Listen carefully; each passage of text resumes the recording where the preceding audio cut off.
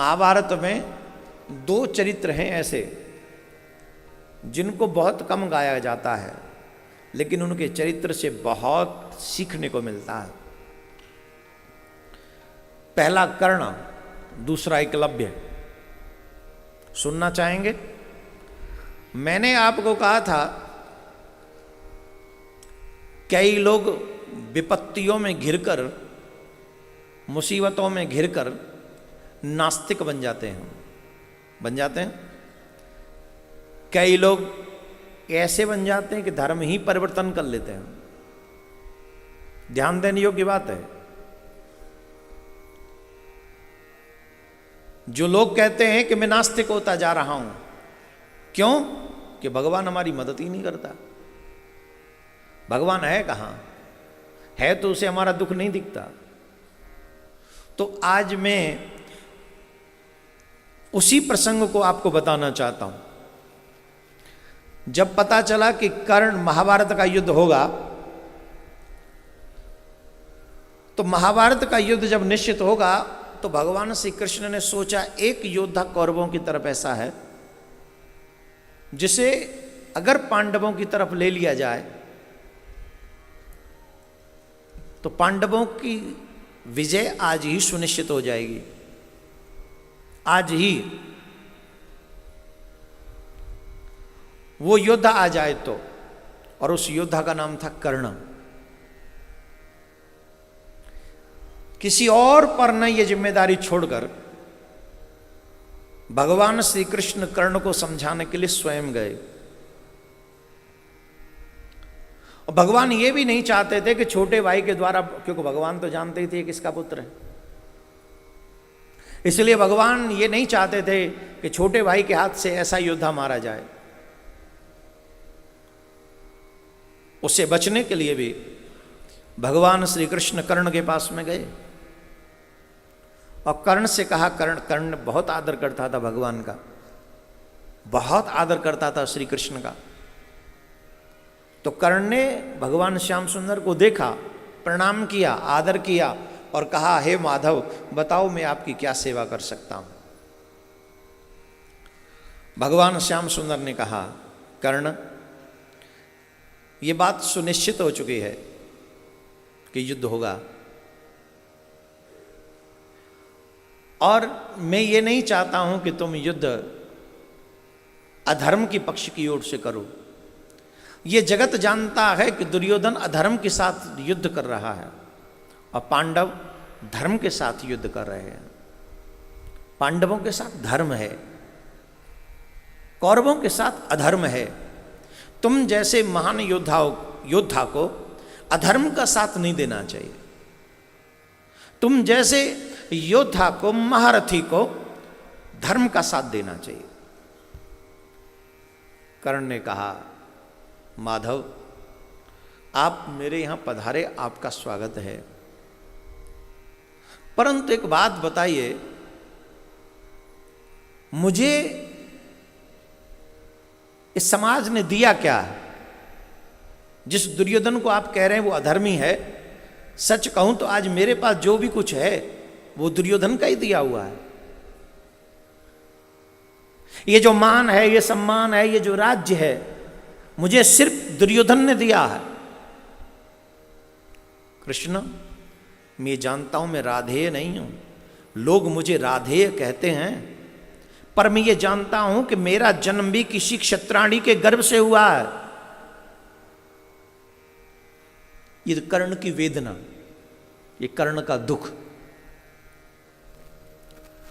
मैं ये जानता हूं कि मेरा जन्म भी किसी क्षत्राणी के गर्भ से हुआ है। मैं सूत पुत्र नहीं हूं, लेकिन मुझ जैसे बालक को जन्म लेते ही किसी मां ने त्याग दिया, तो इसमें मेरा दोष है? मेरा क्या दोष है? मेरा क्या दोष है? वो तो उस मां का दोष है जिसने मुझे जन्म दिया। मुझे जन्म ही क्यों दिया? और जन्म दिया तो मुझे त्याग क्यों दिया? इसमें मेरा क्या दोष है? मेरा कोई दोष नहीं। फिर भी उस दोष को मैं ढो रहा हूं। मुझे सूत पुत्र कहा जाता है। इसमें मेरा कोई कसूर नहीं। मैं द्रोणाचार्य के पास में गया, मैंने कहा मैं आपसे शिक्षा धनुष विद्या सीखना चाहता हूं। तो उन्होंने कहा तुम सूत पुत्र हो, मैं तुम्हें शिक्षा नहीं दे सकता, क्योंकि मैंने सिर्फ क्षत्रियों को धनुष विद्या सिखाने का वचन लिया है। मैं ये जानता था उनका पुत्र तो ब्राह्मण पुत्र हुआ, फिर भी वो अपने पुत्र को धनुष विद्या दे रहे थे, पर मुझ पात्र को भी कुपात्र बना दिया। मुझे धनुष विद्या नहीं सिखाई। क्या ये मेरा दोष था कि मेरी माँ ने मुझे जन्म लेते ही फेंक दिया, छोड़ दिया, त्याग दिया? मुझे सूत पुत्र कहा गया। मेरे योग्य होने पर भी द्रोणाचार्य ने मुझे विद्या दान नहीं दिया, ये मेरा दोष है। इतना ही नहीं, कृष्ण मेरे गुरुदेव परशुराम भगवान, एक ने क्षत्रिय न होने की वजह से मुझे विद्या दान नहीं दिया, धनुष विद्या नहीं सिखाई, और दूसरे ने मुझे क्षत्रिय समझकर यह शाप दे दिया कि तुमने जो विद्या सीखी है ये तुम्हारे काम नहीं आएगी, तुम भूल जाओगे। एक ने क्षत्रिय न समझकर मुझे छोड़ दिया, एक ने क्षत्रिय समझकर मुझे शाप दे दिया। ये मेरा दोष है। मेरी मां ने मेरा त्याग किया, ये तो मेरा दोष नहीं। इतना ही नहीं, एक गऊ चराने वाले ग्वाले ने भी मुझे इसलिए शाप दे दिया क्योंकि मैं अनजाने में मेरे बाण से उसकी गाय मर गई, तो उसने भी मुझे शाप दे दिया। मेरा दोष नहीं था, मैंने जानबूझ के कुछ नहीं किया, फिर भी मुझे शाप सहन करना पड़ा। मैं जानता हूं कि दुर्योधन अधर्मी है, मैं जानता हूं कि वो जिद्दी है, मैं जानता हूं कि वो कुमार्ग पर जा रहा है। मैं द्रौपदी के स्वयंवर में उन सभी योद्धाओं से श्रेष्ठ था जो स्वयंवर में मौजूद थे। वे मत्स्य वेदन कर सकता था, उस मछली की आंख को मैं निशाना बना सकता था, लेकिन द्रौपदी ने भरी सभा में मुझे सूत पुत्र का, एक योद्धा का अपमान किया। ये बार बार अपमान सहा है कृष्ण मैंने।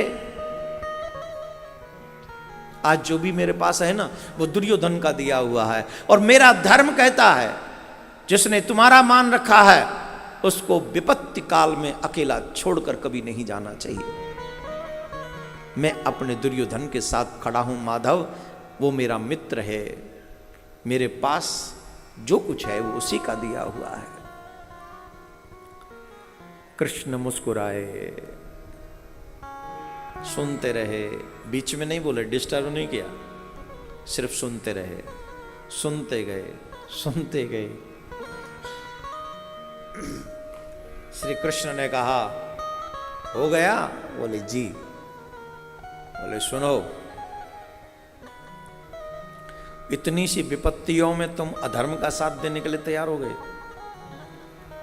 सुनो, मैं तुम्हें अपनी विपत्तियां सुनाता हूं, और सुन लो कृष्ण के चाहने वालों, थोड़ी थोड़ी बात पर माला छोड़ के भाग जाने वालों, इच्छा पूरी न होने पर मंदिर न जाने की कसम खाने वालों,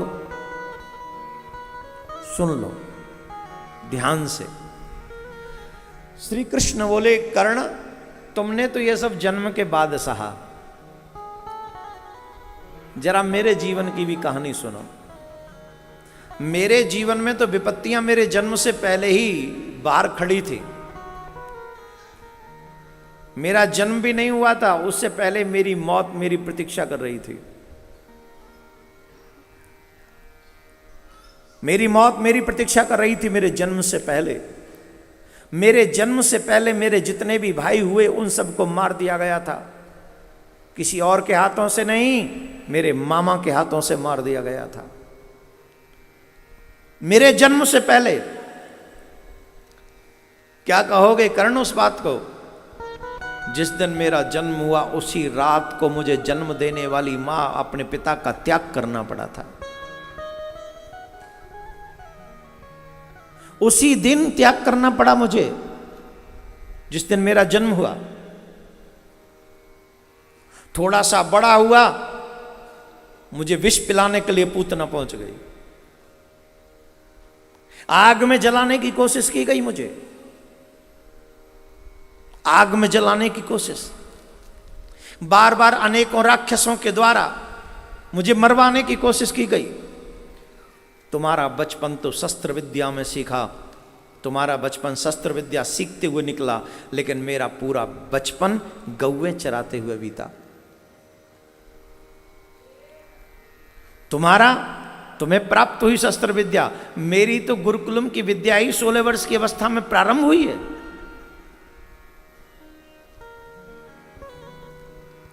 जन्म देने वाली मां को छोड़ दिया, कब?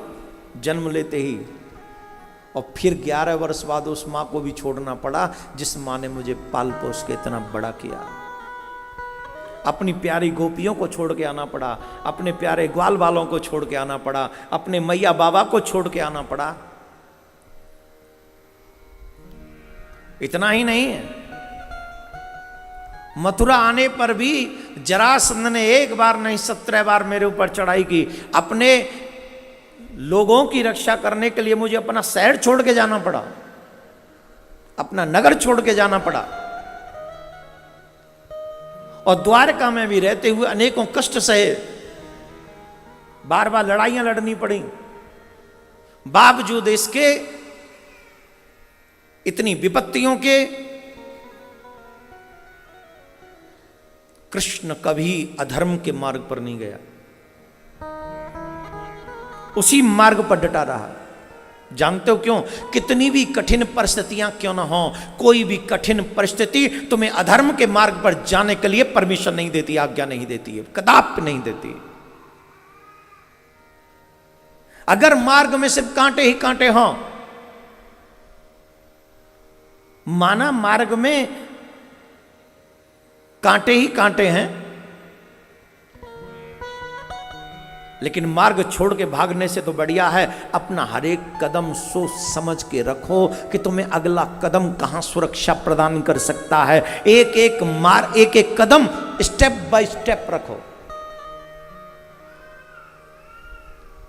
किसी भी स्थिति में, कोई भी कठिन परिस्थिति तुम्हें अधर्म के मार्ग पर चलने की आज्ञा नहीं देती, बिल्कुल भी नहीं देती। और जो ऐसा मानते हैं उन्हें कठिन परिस्थितियों का, देखिए विपत्तियां कितनी आई, मुश्किलें कितनी आई, चुनौतियां कितनी आई, ये महत्वपूर्ण नहीं है। उन चुनौतियों के आने के बाद तुमने रिएक्ट कैसे किया। उन चुनौतियों के, विपत्तियों के, मुसीबतों के, प्रॉब्लम्स के आने के बाद तुम्हारा रिएक्शन कैसा है, ये तुम्हारे लिए पहला महत्वपूर्ण है। जब तुम्हारा रिएक्शन उसके मुताबिक हो, वो तुम्हें धर्मात्मा और अधर्मी बना देता है। माना रास्ता कांटों से भरा है, पर अगला कदम संभाल के रखो, ये थोड़ी ना मना है। माना रास्ता कांटों से भरा है, पर अगला कदम तुम सोच के रखो, ये थोड़ी ना मना है। चुनौतियां, दुख, मुसीबत, परेशानियों से घबराकर जो व्यक्ति कुमार्ग पर चला जाता है, वो एक जन्म नहीं अनेकों जन्मों को बर्बाद कर लेता है। मनुष्य जीवन ही ऐसा है जिसमें हर एक कष्ट को सहते हुए भी जो धर्म के मार्ग पर चलता रहता है, वही मेरे गोविंद को प्राप्त कर पाता है। क्या बोलना पड़ेगा? जोर से। अब बताइए, समझाने वाले कौन? श्री कृष्ण। दुर्योधन की तो बात छोड़ो, कर्ण भी समझा क्या? इतना सुंदर उपदेश भगवान ने दिया, इसके बाद भी कर्ण व्यापक धर्म को समझ नहीं सका। धर्म बड़ा व्यापक है। मनुष्य जीवन मिला ही इसलिए है जिसमें हम कठिन से कठिन परिस्थिति का सामना करें। अपने से जिनको हम भगवान कहते हैं, चाहे वो राम जी हों, चाहे वो कृष्ण हों, उनके चरित्रों को पढ़ो और ध्यान से पढ़ो, और ध्यान से पढ़कर देखो कि कठिन परिस्थिति में भगवान ने भी कहीं धर्म का त्याग किया क्या। अच्छा राम जी की तो बात अलग है, वो उन्होंने तो सीधे सीधे कहा कि जो हो जाए हो जाए, मैं तो कुछ। कृष्ण जी की बात अलग है। कृष्ण जी कहते हैं मैं झूठ भी बोलूंगा तो धर्म की रक्षा के लिए, मैं चोरी भी करूंगा तो धर्म की रक्षा के लिए, मैं रण छोड़ भी नाम रखवाऊंगा तो धर्म की रक्षा के लिए, मैं युद्ध भी नहीं लड़ूंगा तो धर्म की रक्षा के लिए, और बिना लड़े भी युद्ध जितवा दूंगा तो भी धर्म की रक्षा के लिए।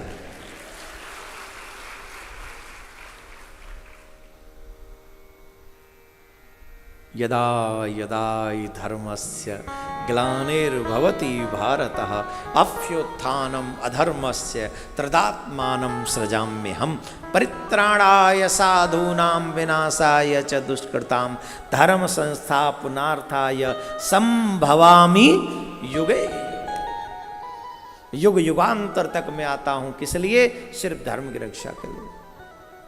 हे कृष्ण प्रेमियों, आज इस प्रसंग के माध्यम से मैं आपसे एक ही निवेदन करूंगा, कर्ण बनने की कोशिश मत करना। बनना हो तो कृष्ण का अर्जुन बनने की कोशिश करना। कर्ण में और अर्जुन में अंतर है। बलवान तो कर्ण भी बहुत है, और मैं अगर ये अतिशय युक्ति नहीं होगी, क्षमा करे भगवान, शायद अर्जुन से ज्यादा कर्ण बलवान है, परंतु एक कमी है, निज स्वार्थ की खातिर वो अधर्म के साथ खड़ा हो गया, और कर्ण कृष्ण के समझाने से भी नहीं समझे। यहां पर एक बहुत अच्छा उदाहरण प्रस्तुत होता है कि जो अपने बड़ों के बात को नहीं मानता, अंत तो गत्वा उसके जीवन में पराजय ही लिखी जाते।